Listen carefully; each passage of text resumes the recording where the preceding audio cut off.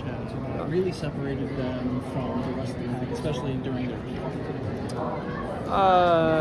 So basically, after they were already established, I mean, first of all, if you start with Chad, he was like the first guy in the door at the shop and the last guy to leave, and so he strived for perfection and had the certain expectations for the people that he surrounded himself with too, and so that's where it starts, but then you take the resources and tap into all the other people at Hendrick Motorsports, and they just they just saw the magic, had the magic, and then you add Jimmie Johnson into it, and Jimmie just was locked on with Chad as far as the way they communicated. He believed in him, Chad believed in him, and I mean immediately they went fast, and it wasn't long before they started winning races as well, and they just continued to be able to build on that confidence and bringing great race cars and executing as a team as flawless as they did. I don't know, so that's why I asked, but what role did you play in, if any, in pairing the two of them together? Well, I can't say I had much to do with pairing them together, because the first time I heard Chad Knaus as a crew chief, I was like, he was a tire changer and a fabricator in our shop. This guy can't possibly be a crew chief. And then Brian Weitzel, who has worked on the 24 team and Hendrick ever since I showed up, he's like, no, I'm telling you, like the first day he came to Hendrick Motorsports, he told Ray when he was interviewing with him, he wanted his job one day, and he's like, he's always started to be a crew chief. He's been crew chiefing at some other teams, and he's ready. And I was like, wow, okay, well, bring him in, and it seemed like there was nobody else actually even on the list after that, and because of how passionate he was for wanting the job.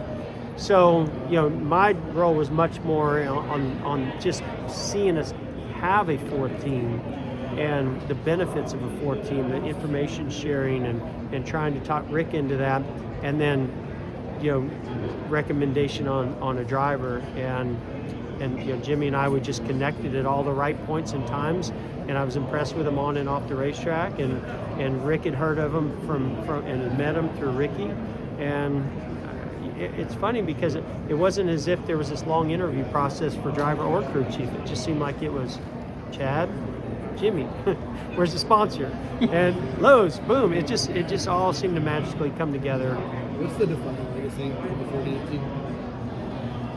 Like stinking up the show on a regular basis. I mean, the 5 in a row, I think that will never be done again. It just won't. There's no possible way. Didn't think it was possible to happen this day and age, and they proved that wrong. So that's certainly it. Gosh, it's hard to pinpoint. I mean, I know they're the best I ever raced against, because I know what equipment they were in. I know what the resources were. I knew what the race cars. I knew all those things were also, there for me, and we couldn't do, or any of the other Hendrick teams couldn't do what they were doing at that period of time. And I'll forever say that they're the best I ever went up against. That being said, how frustrating was it that you probably had a lot more championships in the tank if the 48 doesn't come along?